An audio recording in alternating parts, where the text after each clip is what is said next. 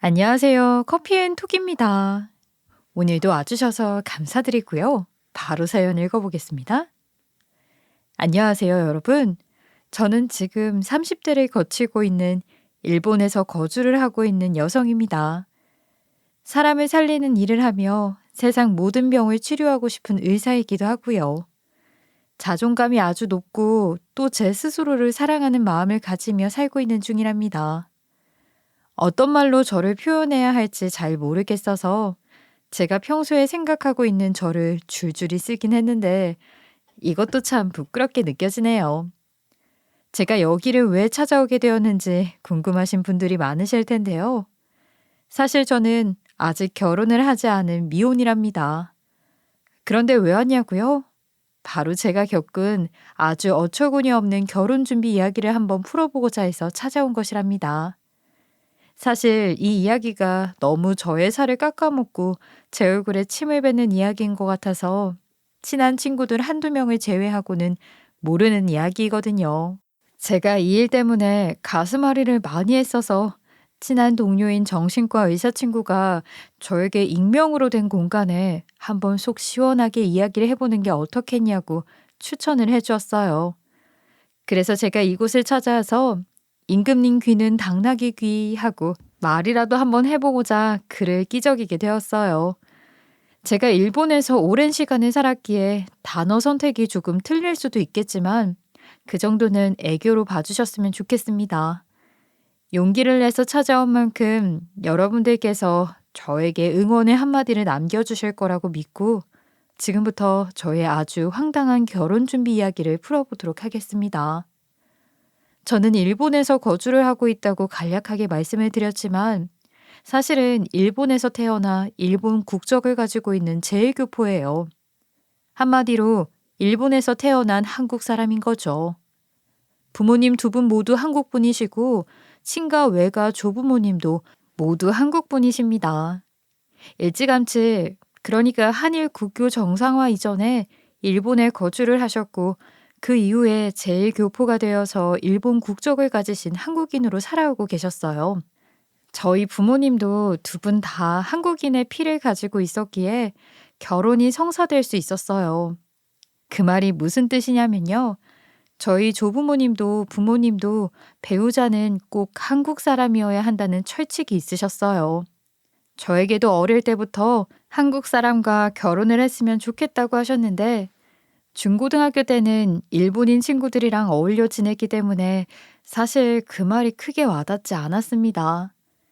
하지만 집안 가풍도 한국과 다름없고 먹는 음식과 행동, 말투 모두 한국 사람과 다를 바 없었기에 커가면서 점점 일본 친구들과는 잘 어울리지 않게 되더라고요. 일본 국적을 가지고 있긴 했지만 우리 가족 모두 다 한국 사람이라는 자부심을 가지고 살아왔기 때문에 오히려 일본 내의 혐한 감정에 맞서 싸우기도 했고요. 일본에서 생활을 하면서 좋은 친구들도 많이 만나긴 했지만 사실 한국 사람이라면서 저를 이지매하는 친구들도 있었기 때문에 감정은 반반이나 다름없었죠. 제가 한국 사람이기 때문에 이지매를 당하는 거라며 오히려 제 전투 의지를 불태우게 되고 한국 사람이라는 자긍심을 가지게 되었다고나 할까요? 제가 일본에서 태어나 일본을 떠난 적 없는 사람치고는 한글을 잘 사용하는 이유도 집에서는 늘 한국어로만 대화를 했고 한국 관련된 책과 영상을 봤기 때문이랍니다. 그만큼 저희 부모님께서는 저를 한국인으로 키워내려고 많은 노력을 했어요. 덕분에 저는 한국어와 일본어를 자유자재로 사용할 수 있게 되었습니다. 요즘 또 한국 드라마나 영화가 엄청나게 유명해지고 한국 아이돌들이 세계를 넘나들고 있기 때문에 저의 자긍심이 더 많이 올랐다고나 할까요? 아무튼 저는 일본에서의 생활을 무던하게 잘 보내고 저를 괴롭히는 친구들과 맞서 싸우면서 공부에 손을 놓지 않았고 덕분에 상위권 성적을 유지할 수 있었습니다. 오히려 제가 공부를 잘하니까 선생님들께서는 제 편을 들어주셔서 그런지 시간이 지날수록 저를 괴롭히는 친구들은 적어지게 되었고 나름 이 생활에도 적응이 잘 되었어요. 보통 일본에서 태어나 일본 국적을 가지고 있으면 한국인이라는 사실을 숨기기 마련인데 저는 그걸 가감없이 드러냈기 때문에 적대감이 있는 친구들도 생긴 것 같아요. 어쨌든 저는 공부를 게을리하지 않은 덕분에 일본뿐만 아니라 세계적으로도 꽤 알아준다는 대학 의대에 진학을 하게 되었고 부모님과 조부모님 또한 경사가 났다며 좋아하셨어요. 누구보다 더 좋은 성적을 내서 원하던 과로 진학을 하고 싶었기 때문에 저는 공부에서 손을 놓지 않았고 결과적으로는 늘 우등생에 뽑히곤 했습니다. 그렇게 몇 년을 고생한 덕분에 저는 당당하게 의사 면허를 취득했고 일본에서도 손꼽히는 유명 대학병원에서 의사로 일을 할 수 있게 되었어요. 제가 처음 흰 가운을 입고 출근을 한 날, 저희 부모님이 얼마나 저를 자랑스럽게 여기셨는지 말로 표현할 수 없을 정도였죠. 아무튼 시간이 더 흘러 제가 일본 병원에서 일을 하고 있었던 어느 날, 응급 환자가 도착을 했는데 맹장인 것 같다며 수술을 해야 한다고 했습니다. 하지만 이 환자가 일본 사람이 아니라 한국 사람이었고 여행을 온 여행객에다가 일본어를 잘 하지 못하는, 아니 거의 하지 못하는 수준이었던 것이었어요. 말이 통하지 않으니 수술 전에 안내도 할 수 없고 수술 동의서조차 받지 못한 상황에서 의료진들이 발만 동동 구르고 있었어요. 의외로 이 수술 동의서를 작성하는 게 까다로운 일이고 동의서를 받지 못하면 눈앞에 환자가 위험에 처해도 의료진들은 도울 수가 없었습니다. 제가 한국인 부모님 밑에서 자란 걸 알고 있는 동료 하나가 급하게 저를 불렀고 제가 응급실에 가서 수술 동의서와 안내사항을 한국어로 설명을 해드렸어요. 환자분은 맹장이 터지기 일보 직전이었고 겨우겨우 동의서에 사인을 한 뒤 응급수술에 들어갔고 무사히 맹장을 제거할 수 있었습니다. 맹장을 제거한 이후에 방귀가 터지지 않으면 퇴원을 할 수 없었기에 제가 옆에서 전담을 봐가며 약 처방과 진료를 받으려야 했어요. 물론 저도 은근히 즐거웠어요. 한국인 친구가 생긴 기분이라 더할 나위 없이 좋았죠. 한국에 대한 많은 이야기를 나누고 자주 여행을 다녀왔었기에 좋은 장소들도 추천을 받기도 했고요. 일주일이라는 시간 동안 알차게 대화를 나누며 친분을 쌓았어요.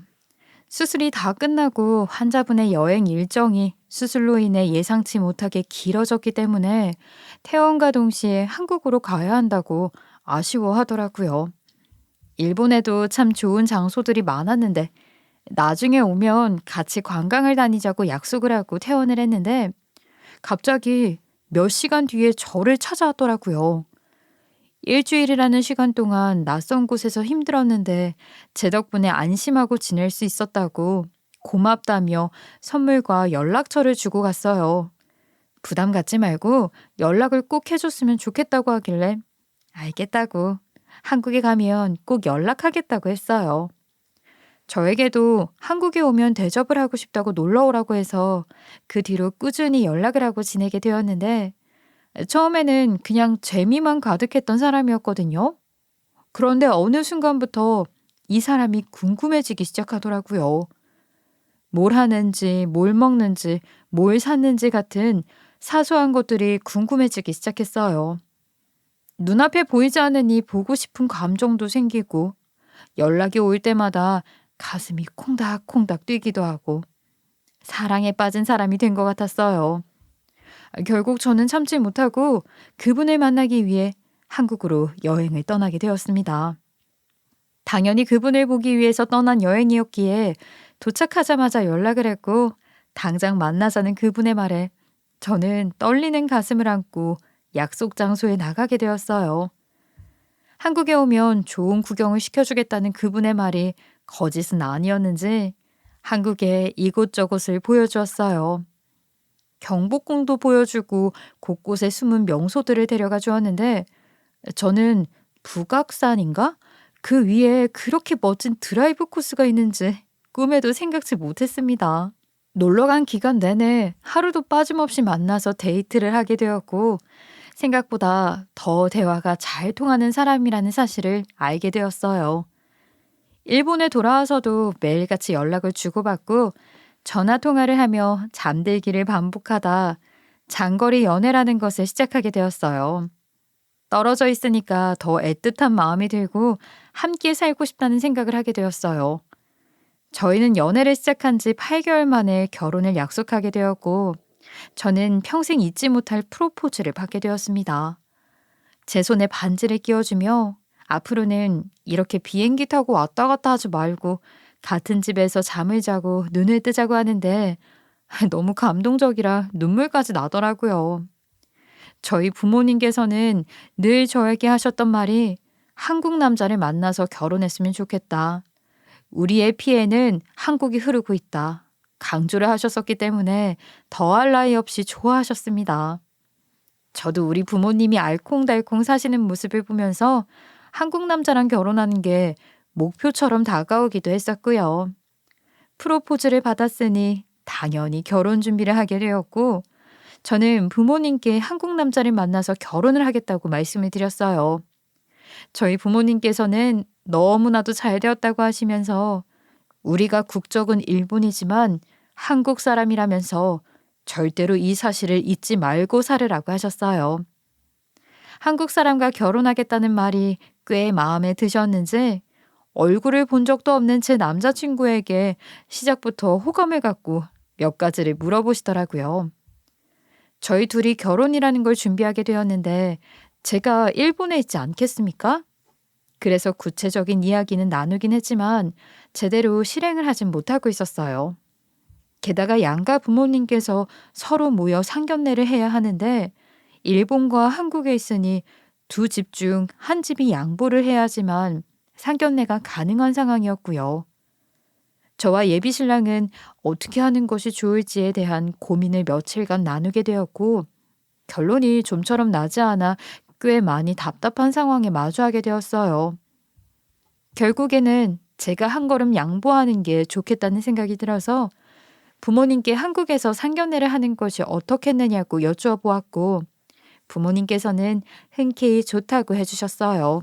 사실 집안과 집안끼리 인연을 맺게 되는 거긴 하지만 서로 우리 자식이 무시받지 않기를 원하는 마음이 있지 않겠습니까? 저는 솔직히 저희 부모님께서 자존심을 조금 세워 일본에서 상견례를 하자고 우기실까 봐 걱정이 되었는데 흔쾌히 좋다고 해주셔서 감사한 마음까지 들었어요. 제가 예비 신랑에게 한국에 가겠다고 한국에서 상견례를 하자고 이야기를 꺼냈는데 좋아할 줄 알았던 예비 신랑의 반응이 살짝 뜨뜻미지근하더라고요. 무슨 일이 있나 싶어서 물어보았는데 별다른 이유도 없고 그냥 오지 말라고 준비를 다 한 뒤에 오라는 식으로 말리는 게 아니겠습니까? 아무리 그래도 양가에서 준비해야 할 것들도 있고 서로에 대해 대화도 나누고 준비를 해야지. 일단 준비를 해놓고 만나자고 하는 게 말이 안 된다고 생각했어요. 세상의 모든 일에는 순서가 있는 법인데 혹시라도 준비를 다 맞춰놨다가 양가에서 마음을 틀어 반대라도 하면 그땐 어떻게 수습을 한단 말입니까? 거기다가 저와 예비 신랑은 결혼식 손님 문제로도 골머리를 썩게 되었어요. 평생을 한국에서 산 신랑과 평생을 일본에서 산 신부니까요. 각자의 손님들이 아무리 그래도 100명은 훨씬 넘어갈 텐데 비행기를 빌려서 오갈 수도 없는 일이고 결국 조율을 한 게 결혼식을 2번 하자는 것이었어요. 일본에서 1번 하고 한국에서 1번 하고 그게 비행기를 빌리는 것보다 훨씬 가성비가 좋더라고요. 따로 신혼여행도 가지 않고 한국과 일본에서 여행을 다니는 걸로 신혼여행을 대신하기로 정하기까지 했는데 상견례에 대한 말이 없으니 미칠 지경이었죠. 거기다가 한국 결혼식은 본인이 알아서 하겠다며 저에게 일본 결혼식을 알아서 준비하라고 했어요. 저는 서로 상의하고 맞춰 나가고 싶었는데 일방적으로 알아서 준비하자라는 식으로 나오니까 솔직히 의욕이 조금 사라지기도 했어요. 저희 부모님은 은근히 상견례 날짜가 언제인지 궁금하다. 하루빨리 시댁 식구들 보고 싶다고 하시면서 저를 보채셨고 저는 조바심이 나기 시작했어요. 상견례를 하루라도 빨리 해야 준비하는데 막힘이 없을 것 같다고 하시면서 한국에 가자고 이야기를 하시는데 제가 차마 뭐라 말을 해야 할지 모르겠더라고요. 결국에 저는 예비 신랑에게 통보를 하듯이 한국에 가겠다고 했더니 예비 신랑이 저를 말리면서 지금은 시부모가 해외여행을 가셔서 오면 안 된다는 겁니다. 분명 며칠 전까지만 해도 아무 말 없던 사람이 갑자기 해외여행을 갔다면서 한국에 오지 말라고 말리는데 누가 그 말을 믿겠나요? 처음 한 번은 그럴 수 있다고 생각했지만 그 뒤로도 집안에 일이 생겨서 당장 상견례를 못할 것 같다. 시어머니가 아프다 하면서 차일피일 미루기만 했어요. 저는 정말 의심하고 싶지 않았지만 예비 신랑이 바람이라도 피우는 건 아닌가 싶은 마음이 들었고 수상해지기 시작했어요. 자꾸 상견례를 하지 않으려고 하니까 숨기는 게 있다는 확신이 들었는데 저희 부모님께서는 은근히 태평하게 생각을 하시더라고요. 요즘은 결혼이라는 문화가 많이 바뀌기도 했고 한국에서는 어떤 식으로 상견례를 진행하는지 잘 모르니까 충분히 그럴 수 있다고 말을 하셨어요. 예비 신랑의 뜨뜻미지근함을 견디지 못했던 저는 결국 칼을 들었으며 무라도 썰어야 한다는 심정으로 다짜고짜 한국행 결정을 했습니다.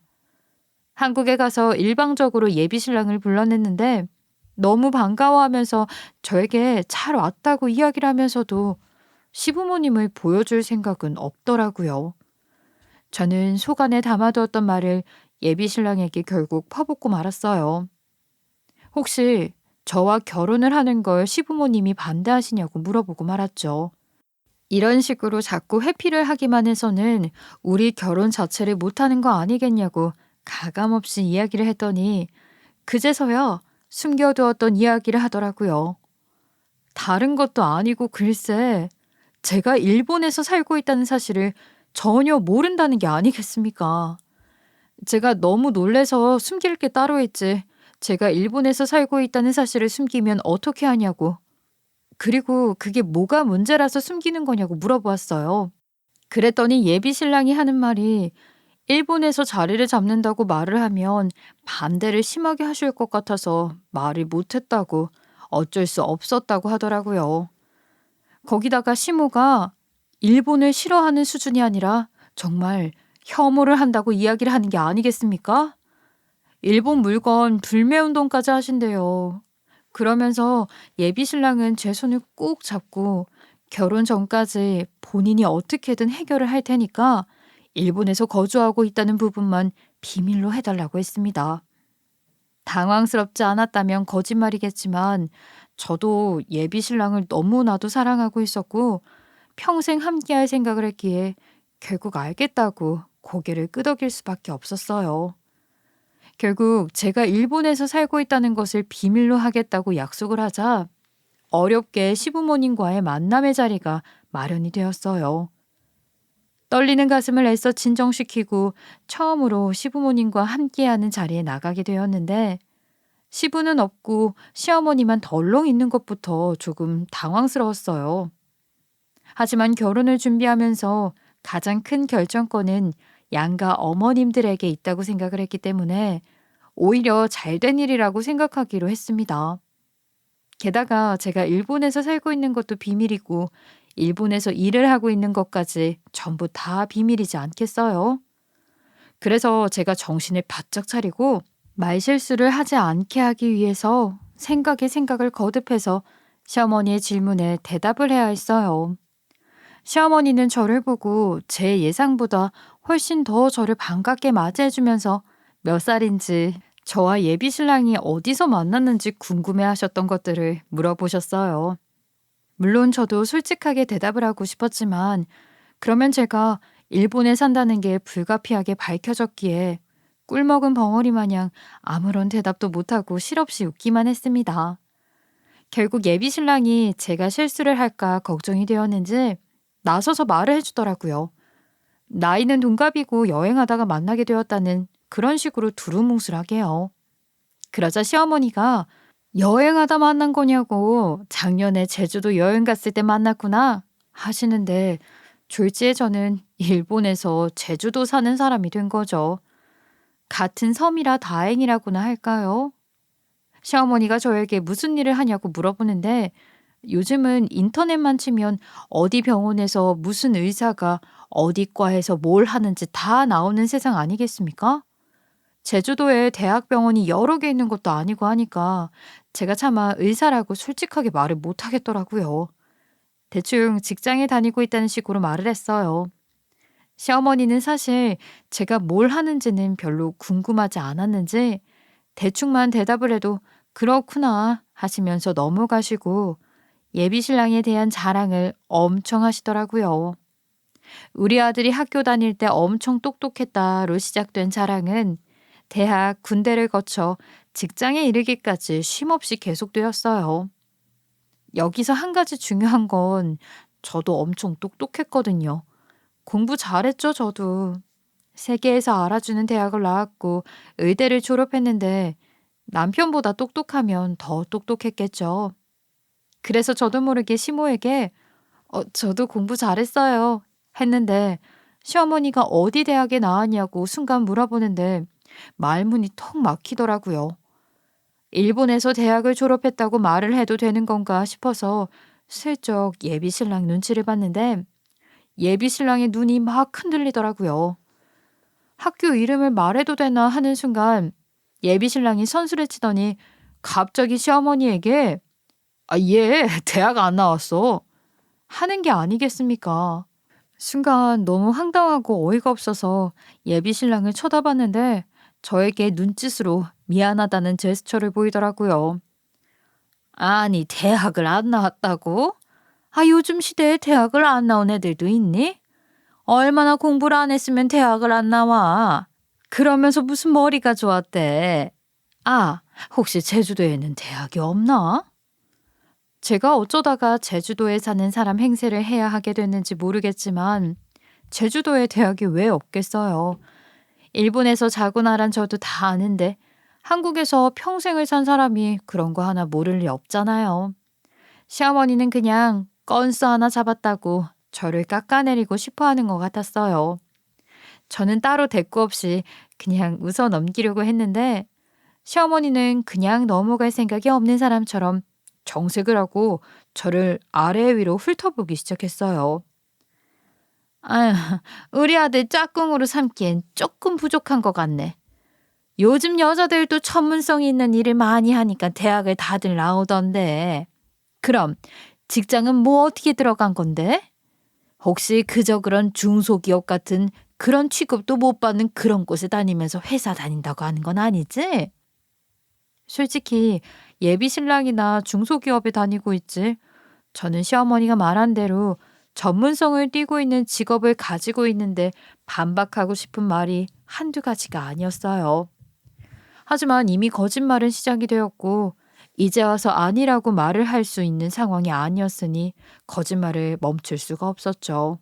시어머니는 말을 하면 할수록 제가 예비 신랑에 비해 아주 한참 모자란 사람이지만 예비 신랑이 사랑하는 사람이기에 딱 한 번 눈 감아주겠다는 식으로 말을 하시더라고요.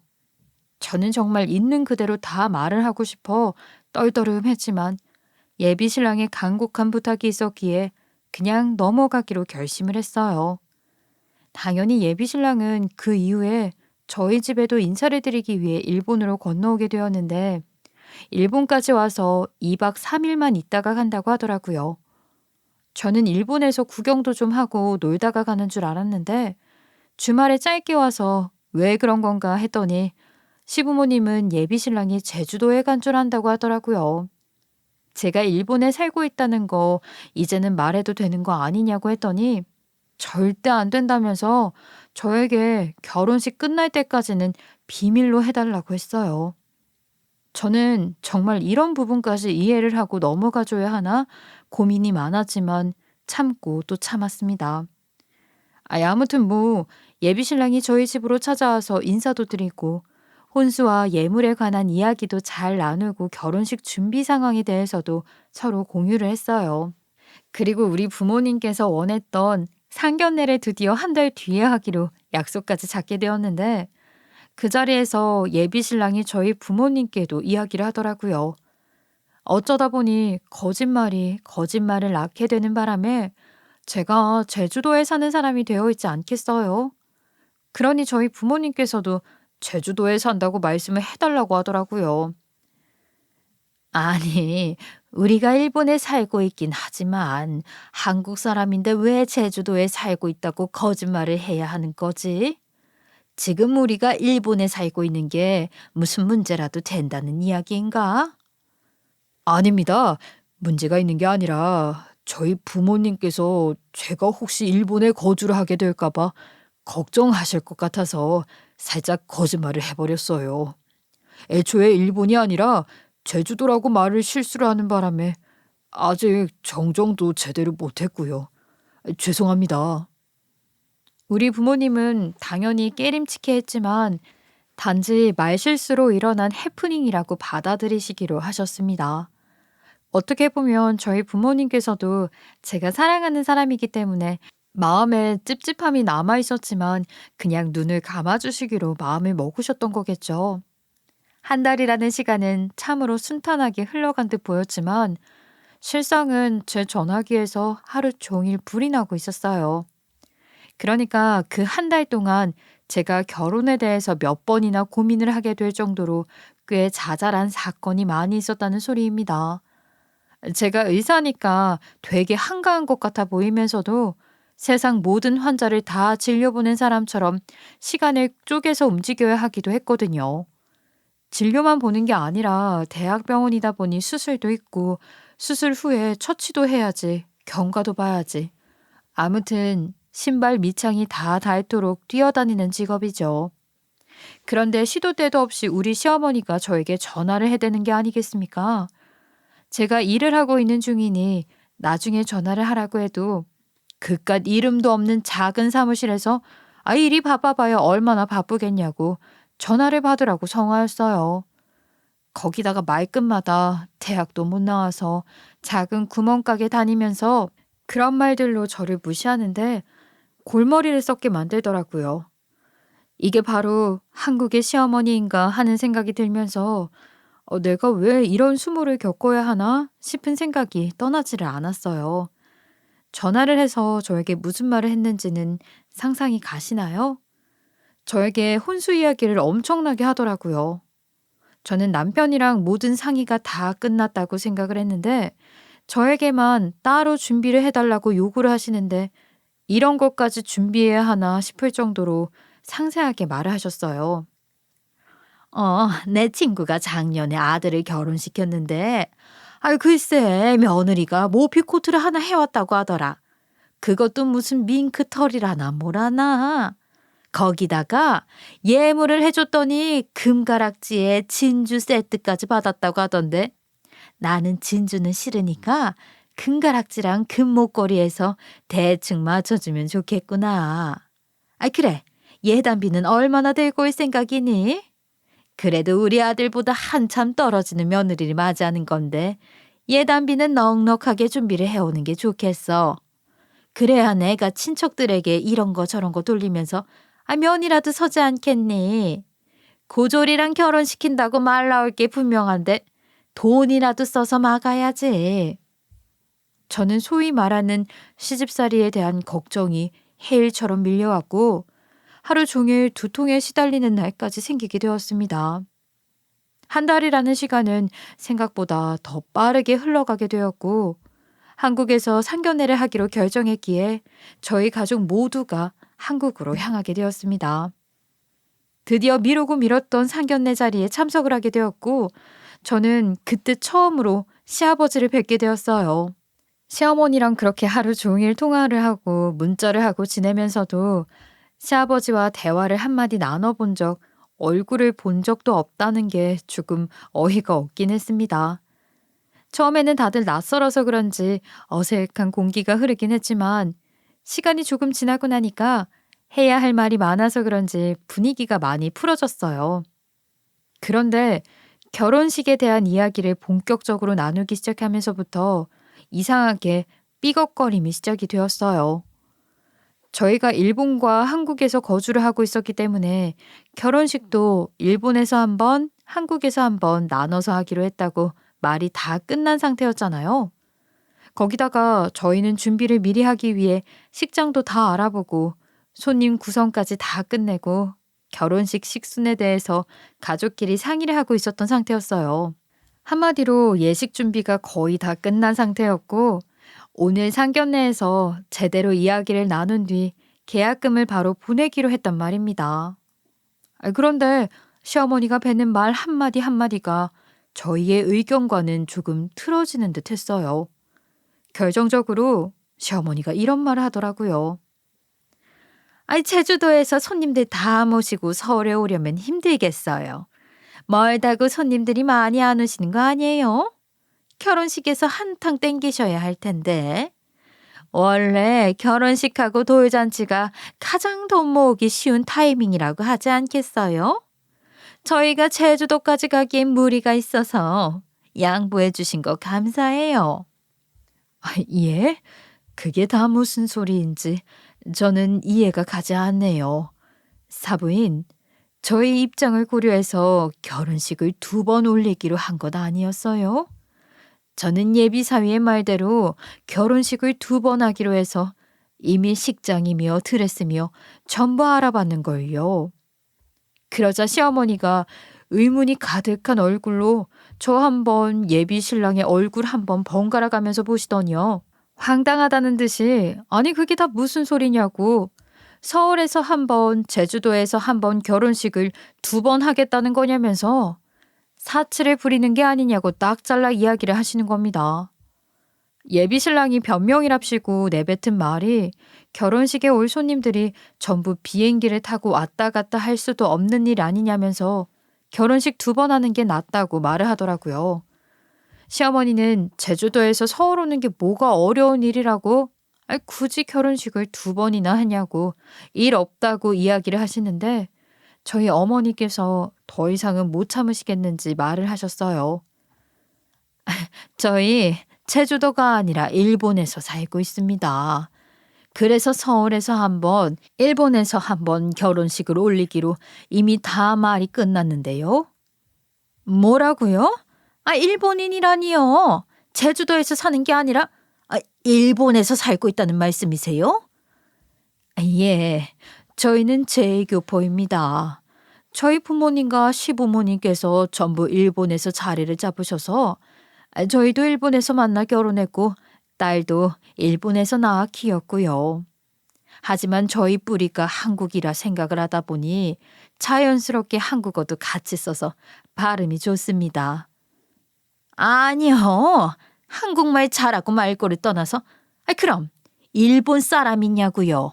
제가 묻는 말에나 똑바로 대답하세요.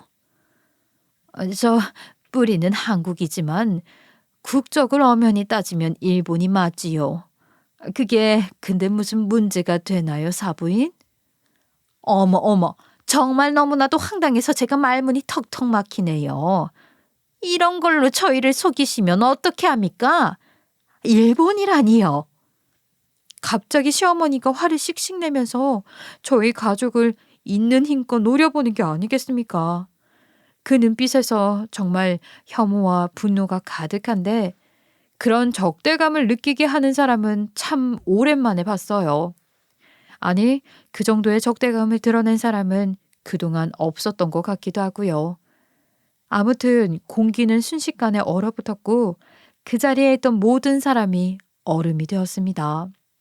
제 가슴이 쿵쾅쿵쾅 뛰면서 졸아붙었는데 다른 사람들은 오죽했을까 싶은 생각까지 들더라고요. 예비 신랑도 아연실색한 얼굴로 어쩔 줄 몰라 하면서 발을 동동 구르는데 도대체 수습을 할 생각은 하지 않고 바짝 쫄아있는 꼴이 영 보기 불편하더라고요. 어쩔 수 없이 제가 나서서 시어머니를 설득하고 마음의 분노를 가라앉혀야겠다는 생각이 들어서 수습에 나섰습니다. 저희 부모님 말씀처럼 한평생 조국을 그리워하며 뿌리가 한국인이라는 생각으로 자라왔습니다. 일본 생활이나 한국 생활이나 크게 다를 바가 없어요. 남편도 일본에 들어오면 적응 잘하고 살 거예요. 아니 이건 또 무슨 개 뼈다구 같은 소리야. 지금 우리 아들을 일본으로 데려가겠다는 소리야?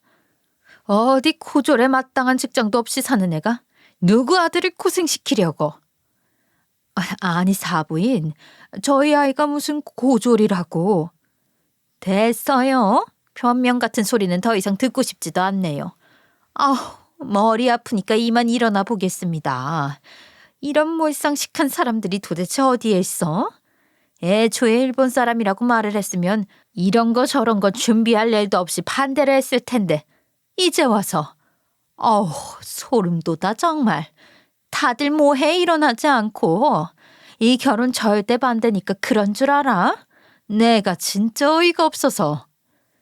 저희 어머니께서 우리 딸 제대로 공부했던 애고 의사까지 된 애라고 말을 내뱉기도 전에 혐오가 가득한 눈으로 저희를 바라보던 시어머니가 자리에서 벌떡 일어났습니다. 옆에 앉아 계시던 시아버지 또한 혀만 끌끌 차면서 아무 말 하지 않으시고 시어머니를 따라 나서서 상견례 자리를 박차고 나가셨고요. 예비 신랑이 나서서 수습을 해주길 바랬지만 해명은커녕 지네 부모님 챙긴다고 쏠랑 그 뒤를 따라서 나가는 게 아니겠습니까? 졸지에 저희 부모님과 저랑만 상견례가 이루어지던 그 자리에 그대로 앉아서 낙동강 오리알처럼 멍하니 있었죠. 몇 분 동안 온 가족이 아무 말도 하지 않고 생각을 정리하다가 어머니께서 저에게 결심이라도 한 듯 그러시더라고요. 이 결혼을 꼭 해야 마음이 편하겠냐고요. 편협한 시선을 가진 집안이랑은 사돈을 맺어봐야 좋을 것도 없고 득보다 고생을 더 많이 할 거라고 말입니다. 저도 솔직히 이렇게까지 시어머니가 분노에 가득 차서 상견례 자리를 박차고 나갈 거라는 생각을 못했기에 황당하기도 했고 더 이상 끌고 가면 안 되겠다는 생각을 하게 되었어요. 저는 저희 부모님 가슴에 대못을 받고 싶지 않았기에 고개를 푹 숙이고 결혼을 접어야겠다는 깊은 고민에 빠졌어요. 거기다가 시부모와 함께 자리를 나선 예비 신랑에게서 이렇다 저렇다 할 연락조차 도착하지 않았고요. 물론 본인도 나름 시부모님을 설득하는 시간을 가지고 있었을지 모르겠지만 타지에 낙오된 건 저희 가족인데 당연히 저희 가족부터 챙겨줘야 하는 것 아닐까요? 예비 신랑의 말도 안 되는 행동 또한 제가 결혼을 하면 안 되겠다고 생각하게 된 결정적 이유가 되었습니다. 다음 날이 되자 저희 부모님께서는 더 볼 것도 없고 진행할 일도 없으니 저에게 정리를 잘하고 뒤따라오라고 하시면서 일본으로 먼저 떠나셨어요. 관광을 다닐 일정까지 다 짜서 한국에 온 것이었는데 기분이 꽤나 상하셨던 건지 호텔에도 위약금을 물어가며 취소를 하시고는 일본으로 가버리셨죠. 저는 하루 종일 호텔방에 혼자 앉아 고민을 한 끝에 부모님 가슴에 대못을 박은 결혼식은 하지 말자, 파혼하자라는 결론이 나오게 되었어요. 아니나 다를까 시댁에서도 파혼을 시킬 생각이었는지 시어머니가 저를 시댁으로 불러내는 게 아니겠습니까? 오라니까 당당하게 갔어요. 어차피 결혼하지 않겠다고 결정을 내린 것, 저도 어제 당한 수모를 갚겠다는 마음으로 의지를 불태웠어요. 제가 시댁에 찾아가니까 시어머니가 저를 보면서 눈알을 뒤집고 삿대질을 하면서 다짜고짜 막말을 뱉고 소리를 치는 게 아니겠습니까? 적어도 차분한 분위기에서 파혼을 이야기하려고 했던 저는 예상치 못한 상황에 놀라고 말았죠. 이 쪽발이 같은 기집애, 나라를 빼앗긴 것도 억울한데 감히 우리 아들까지 등쳐먹고 쪽발이로 만들려고 들어? 너 같은 기집애는 천벌 받아야 마땅한 거야. 알아?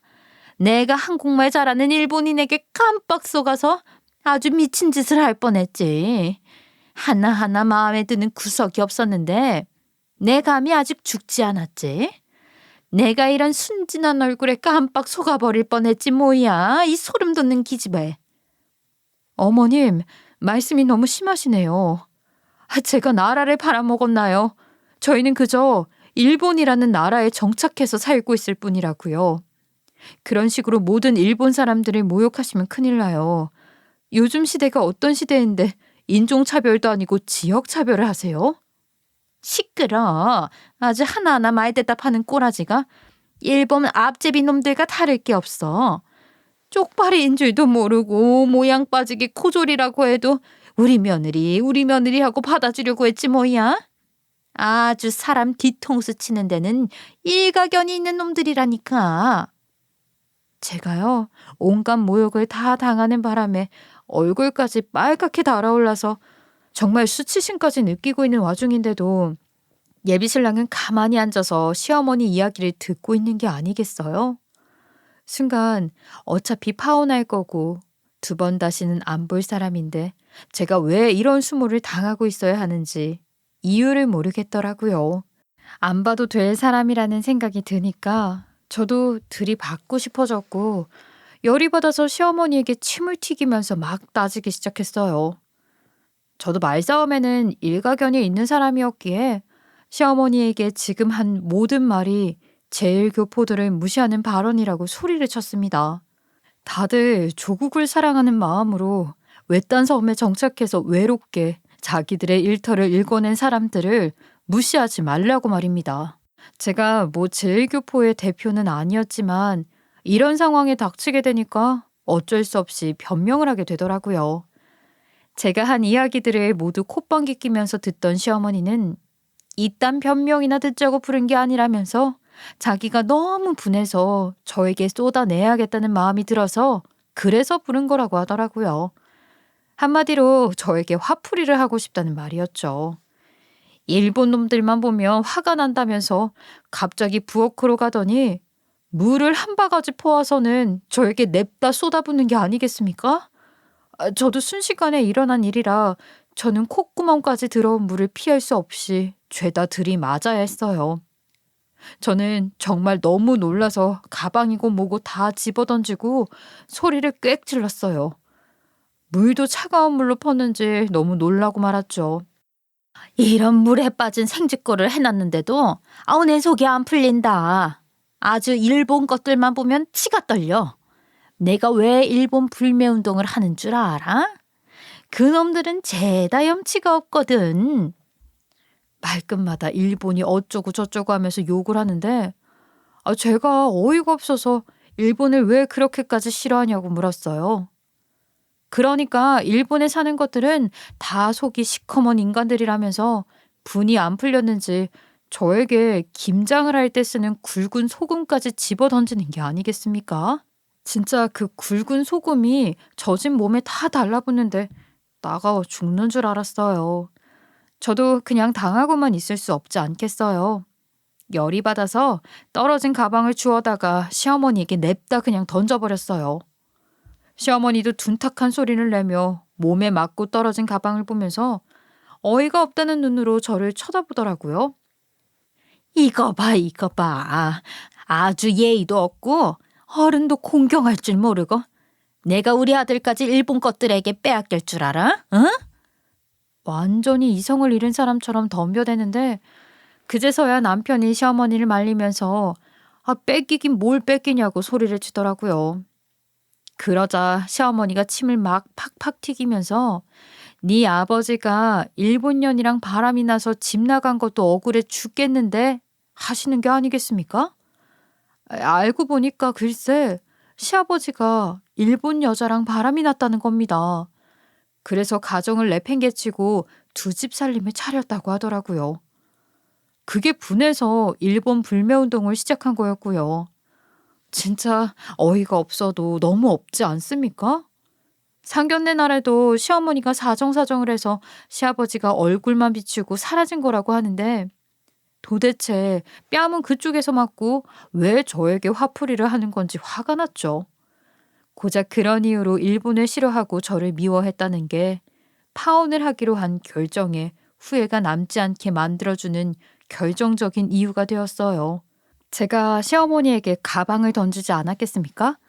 그거 맞은 게 억울했는지 시어머니가 저한테 다시 가방을 던지려고 제 가방을 주워들었는데 가방 사이에 제 의사증 목걸이가 걸려 있었던 거죠. 시모는 이건 또 뭐냐면서 확 잡아 뺐는데 일본어로 써있긴 했지만 의사 가운을 입고 병원 마크가 새겨진 증이 있으니까 자세히 보기 시작하더라고요. 저한테 약간 누그러진 목소리로 이게 뭐냐고 물어보길래 저도 당당하게 말했습니다. 그거 제 면허증이요. 제가 일본에서 알아주는 병원 의사거든요. 병원에서 일을 하다가 응급실에 찾아온 이 일을 만나게 된 거고요. 거짓말도 적당히 쳐야지. 의사라고 네가? 아니, 고졸이라더니 의사가 무슨 소리냐. 요즘은 고졸도 의사 아니야? 제가 고졸이겠어요? 고졸 아니고요. 국내 대학이랑 굳이 비교해서 따지면 서울대보다 좋다는 대학 의대 출신이고요. 그러니 시어머니가 갑자기 동공이 막 흔들리더니 저한테 의사라고? 돈 많냐? 하면서 계속 의사 타령을 하는 게 아니겠어요? 저는 의기양양하게 의사 맞다고 제주도 고졸 출신이 아니라고 하면서 시어머니가 들고 있던 가방을 낚아채서 떨어진 것들을 주섬주섬 주었습니다. 왜요? 의사라고 하니까 갑자기 쪽발이고 뭐고 하나도 신경 안 쓰이세요? 지금 아줌마 아들이 중소기업 대리라고 했었죠. 저는 이미 진즉부터 자리 잘 잡은 의사인데 버는 돈만 해도 3-4배는 차이 날걸요? 아줌마, 이제 와서 욕심나세요? 아줌마? 예, 너는 시애미한테 무슨 아줌마라고 그러니? 아이, 내가 있잖아. 솔직히 일본 것들은 쳐다도 안 본다. 하지만 애초부터 너는 마음에 들었었어. 그러니 고졸이라고 해도 내가 오케이 한 거 아니겠냐? 이제 와서 그러셔봤자 저는 이미 마음 뗐네요.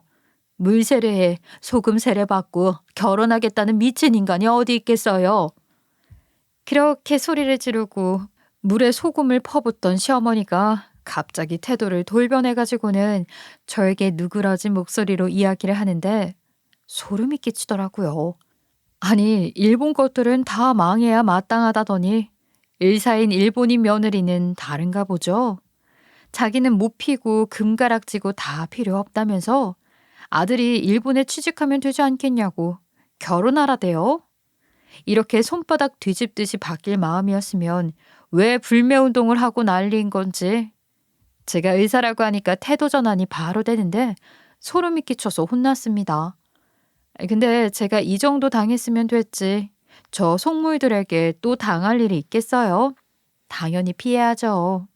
결혼 안 하겠다고. 어차피 식장이고 뭐고 위약금만 내면 되는 건데 각자 알아서들 처리하자고. 저는 결혼 안 하겠다고 정색을 하고 말했습니다. 물이 뚝뚝 떨어지는 옷을 대충 갈무리하고 시댁을 나오는데 예비 신랑이 황급하게 뒤따라 나오면서 파혼이 애들 장난이냐고 하더라고요. 애들 장난은 누가 하고 있는 건지 똑똑히 생각해 보라고 하고는 대충 공항에서 옷만 갈아입고 비행기를 타고 일본으로 건너왔습니다. 일주일 동안 저에게 매달리고 잘못했다고 용서를 구하던 시어머니와 예비 신랑은 일본까지 찾아와서 저희 부모님 앞에서 무릎 꿇고 사죄를 하더라고요. 저희 부모님은 제가 소금 세례, 물 세례 받은 거 알고 계셨거든요. 당연히 그대로 돌려주셨습니다. 물 뿌리고 소금 뿌리고 쪽발이는 서러워서 고귀하신 한국 분들이랑은 말도 섞을 수 없다고 당장 꺼지라고 하시면서 말입니다. 둘 다 잘못했다고 의사인 줄 몰라봤다고 빌었지만 개뿔. 저희 귀에 들어올 리가 있나요? 일본 경찰이 얼마나 철칙을 잘 지키는 사람들인지 모르는 것 같길래 신고 한번 당해보겠냐고 하니까 슬그머니 또 도망을 가더라고요. 그 뒤에 제가 일하는 병원에 찾아와서 빌고 우리 집 골목길 앞에서도 지키고 서 있고 하길래 결국엔 경찰에 매번 신고를 넣게 되었습니다. 몇 번의 신고가 누적이 되자 경찰이 강제 추방 명령을 내리겠다고 했고 그제서야 시무가 될 뻔한 그 여자와 예비 신랑이었던 그 인간은 저희를 2번 다시 찾아오지 않게 되었습니다. 아니, 의사가 무슨 나라보다 중요한 건가요?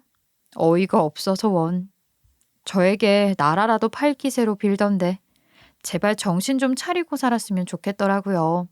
예비 신랑이었던 그 남자 아버지의 바람으로 시작된 일본에 대한 혐오를 저에게 다 쏟아붓더니 이렇게 쉽게 항복할 거면 애초에 그러질 말았어야죠. 저는 파혼을 한 이후에 한국 남자는 거들떠보지도 않고 일본에서 여전히 의술에 힘쓰면서 제 할 일 잘하며 살고 있습니다. 저희 부모님께서는 아직 한국 남자를 만나길 희망하시지만 글쎄요. 제가 꼭 남자를 만나서 가정을 꾸려야 할까요? 지금도 충분히 행복한데요. 이런 일이 두 번은 없으리란 보장도 없어서 지금 당장 결혼을 하고 싶은 마음은 들지 않네요. 제가 파혼한 이야기 들어보시니까 제 심정에 공감이 가시지 않나요? 두 번 다시는 이런 황당한 일이 제 인생에 없길 바라며 사연을 마치도록 하겠습니다. 서툰 글솜씨였지만 끝까지 제 이야기 들어주신 여러분께 다시 한번 감사의 인사를 전합니다. 지금까지 커피앤톡이었습니다. 오늘도 끝까지 함께 해주셔서 감사하고요. 다음 영상으로 또 찾아뵙겠습니다.